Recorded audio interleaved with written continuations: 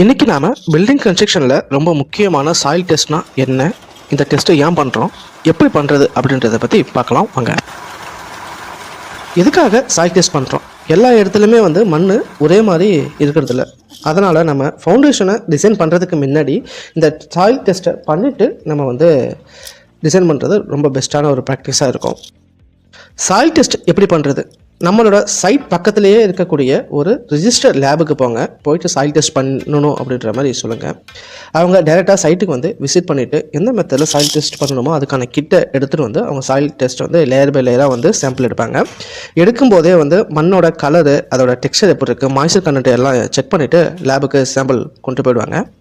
அப்படி லேபுக்கு கொண்டு போகிற சாயிலை ஃபுல்லாகவே லேப் டெஸ்ட் பண்ணிவிட்டு அதோட ரிப்போர்ட் பார்த்தோம் அப்படின்னா அதில் சாயிலோட ஸ்ட்ரென்த்து எவ்வளோ இருக்குது, எவ்வளோ டெப்த்தில் ஃபவுண்டேஷன் போடணும், என்ன டைப் ஆஃப் ஃபவுண்டேஷன் நம்ம போடணும் அப்படின்றதெல்லாம் சஜஷனாக அதில் இருக்கும்.